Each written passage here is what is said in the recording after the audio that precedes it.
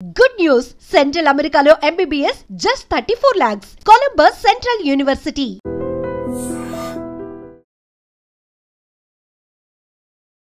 Hi hello నమస్తే welcome to iDream media. నేను miss Rabia. ఈ రీసెంట్ టైమ్స్లో మోడీ ఇండియా తరపున యూకేతో ఒక జీరో ట్రేడింగ్ టారిఫ్ గురించి మాట్లాడారు. అసలు దాని డీటెయిల్స్ ఏంటి, వాటిలన్నింటి గురించి మనతో డిస్కస్ చేయడానికి మనతో ఉన్నారు senior market analyst and trainer A S Chakravarthi గారు. నమస్తే సార్. నమస్తే శ్రావ్య మేడం గారు. ఎలా ఉన్నారు? ఫైన్ మేడం గారు. మీకు తర్వాత మీ ఐడ్రీమ్ ఛానల్కి ధన్యవాదాలు చెప్పుకుంటూ ప్రోగ్రామ్ స్టార్ట్ చేద్దాం మేడం గారు. మీరు చెప్పింది నాకు అర్థమైంది. నేను ఫుల్ ప్లేజ్ మొత్తం వివరాలు నేను చక్కగా ఒక ఆర్డర్లో చెప్పుకుంటూ వస్తాను. Okay sir.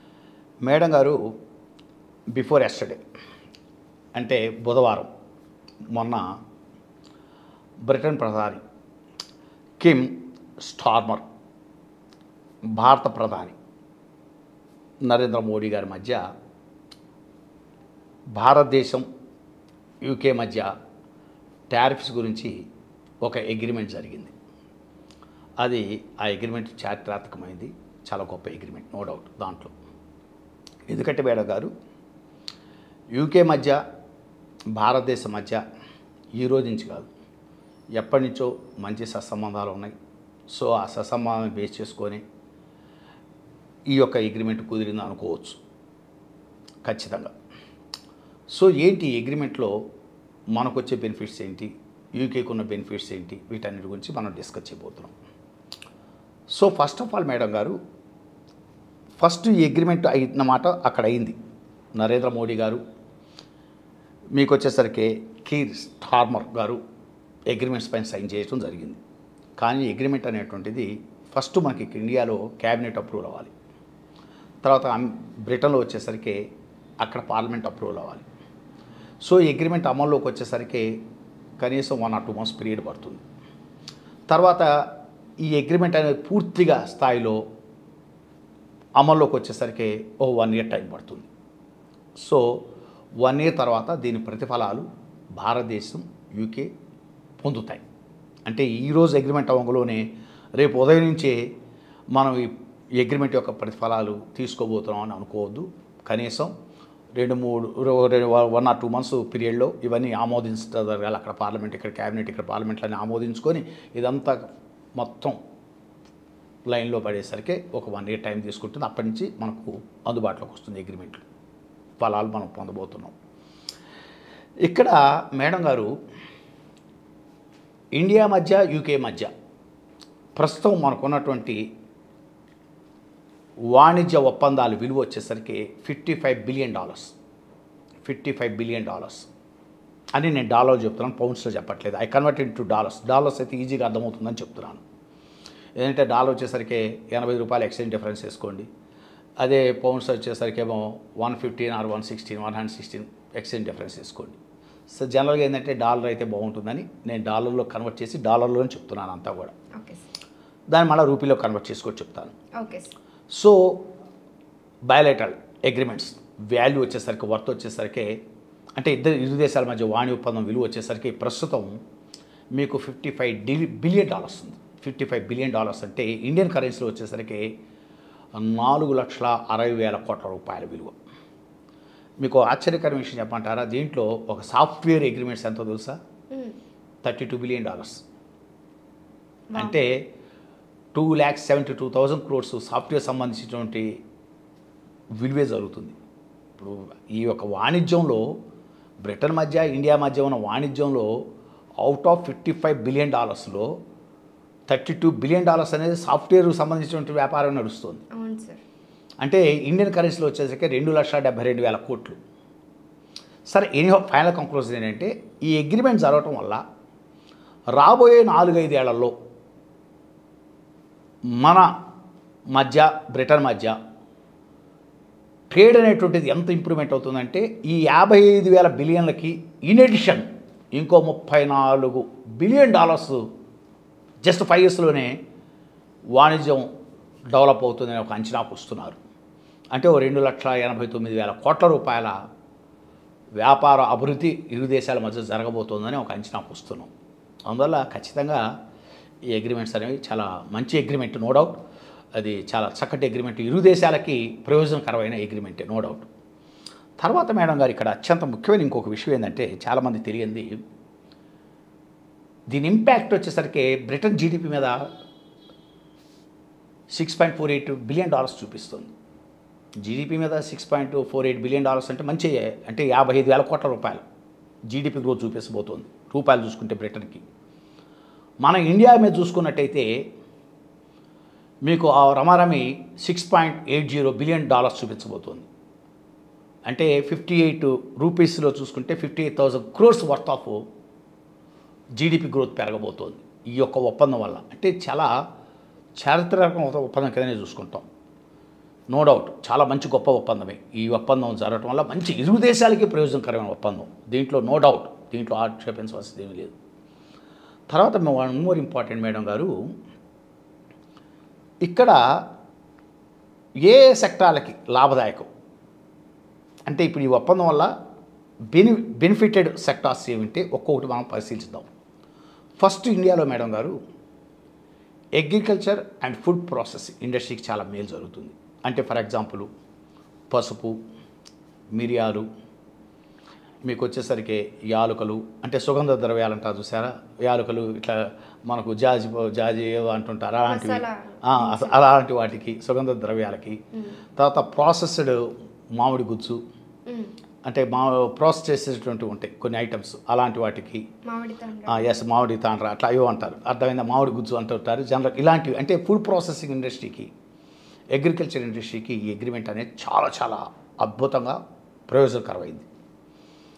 తర్వాత one more important, sea foods అంటాం. అంటే ఫర్ ఎగ్జాంపుల్ ప్రాన్స్. ఇప్పుడు ఇది ఎక్స్పెషల్లీ ఆంధ్రప్రదేశ్లో గోదావరి జిల్లాలో ఉన్నటువంటి రైతులు ఉంటారు సార్, కృష్ణ అంటే ఉప్పుటేరు ఏరియా అంటాం, మీకు భీమవరం ఆ ఏరియా అంటారు చూసారా, అటు పశ్చిమ గోదావరి అట్లా కృష్ణ కొంత ప్రాంతం, తూర్పుగోదావరి కొంత ప్రాంతంలో ఉన్న ఈ ప్రాన్స్ అంటే రొయ్యలు సాగు చేసేటువంటి వాళ్ళు ఉన్నారు, వాళ్ళకు చాలా ఉపయోగకరమైన అగ్రిమెంట్ ఇది.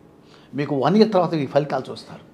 ఈ రేపు పొద్దునే నేను చూస్తారని చెప్పట్లేదు, మీకు రొయ్య వ్యాపారానికి, రొయ్యలు చేసుకునే వ్యాపారానికి, రొయ్యలు సాగు చేసేటువంటి చెరువుల ద్వారా చేసేటువంటి వాళ్ళకి ఇది చాలా చాలా మంచి అగ్రిమెంట్, నో డౌట్. ఓకే, అటు ఫుడ్ ప్రాసెస్ ఇండస్ట్రీకి, అగ్రికల్చర్ అండ్ ఫుడ్ ప్రాసెస్ ఇండస్ట్రీకి, తర్వాత సీ ఫుడ్, తర్వాత ఇంకోటి మేడం ఆటో యాన్సర్ ఇండస్ట్రీకి చాలా మేలు చేసే అగ్రిమెంట్ ఇది. ఎందుకంటే ర్యాపిడ్ డెవలప్మెంట్ ఉంది ఆటో యాన్సలరీస్ ఇండస్ట్రీ వరల్డ్ వైడ్గా. సో ఈ అగ్రిమెంట్ చాలా అద్భుతమైంది. అన్నింటిలో కంటే ఇంకా అద్భుతమైన ఉపయోగం ఎవరికంటే ఫార్మా అండ్ సాఫ్ట్వేర్ సెక్టార్స్కి. సాఫ్ట్వేర్ సెక్టార్కి చాలా ఎడిషనల్ బెనిఫిట్స్ తీసుకోబోతోంది ఈ అగ్రిమెంట్ వల్ల. తర్వాత ఫార్మా సెక్టార్ మంచి బూస్టింగ్ ఇస్తుంది. ఇవన్నీ అంటే నేను ఈ రోజున అన్నట్ల ఒక 1 year తర్వాత కానీ వీటి ఫలాలు మనం చూడమని చెప్తున్నాను. ఈ గంటలో ఏదో మనం చూడబోతున్నాం అని చెప్పండి. తర్వాత మీకు లెదర్ ఇండస్ట్రీకి చాలా ఉపయోగపడుతుంది. తర్వాత వచ్చేసరికి మీకు డైమండ్ ఇండస్ట్రీ, డైమండ్స్ మీకు సూరత్ లాంటి చోట్ల మీకు వస్త్ర పరిశ్రమ ఉంటుంది, మీకు డైమండ్ పరిశ్రమ ఉంటుంది. ఇట్లాంటి పరిశ్రమలకి మీరు డైమండ్స్ ఇండస్ట్రీ అనే మీరు చాలా పెద్ద లార్జ్లో ఊహించుకుంటున్నారు. చాలా స్మాల్ స్కేల్ ఇండస్ట్రీస్ కూడా ఉన్నాయి డైమండ్స్లో. కటింగ్ చేసేటువంటి ఇండస్ట్రీస్ అసలు స్మాల్ స్కేల్ ఇండస్ట్రీస్ ఎన్ని ఉన్నాయి అనుకున్నారు?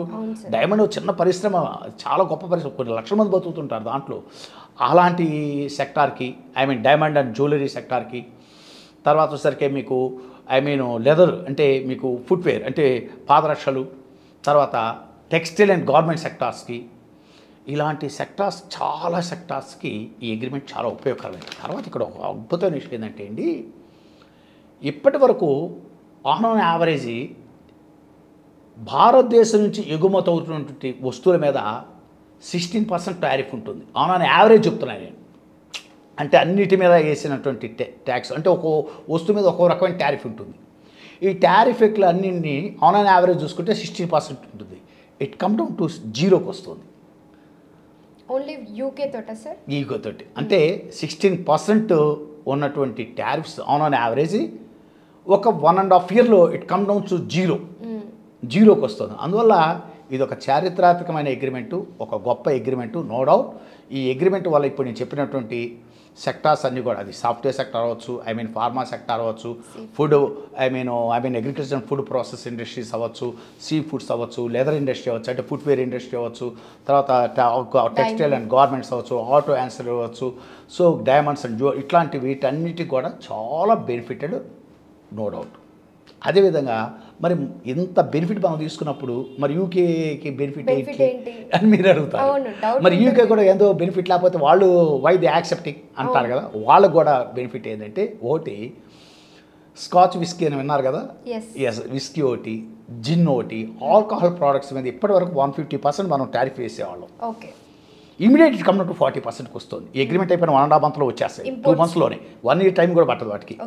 అగ్రిమెంట్ అవ్వడంలో అక్కడ పార్లమెంట్, బ్రిటన్ పార్లమెంట్లో వెన్ ద అగ్రిమెంట్ అగ్రీడ్, ఓకేనా, accepted, and when cabinet accepted, parliament, Indian parliament also accepted, immediately all over effecting with in 2 monthsలోనే స్కాచ్ విస్కీ ఇవన్నీ కూడా రేట్స్ కమ్ డౌన్ టు 40% తగ్గిపోతుంది.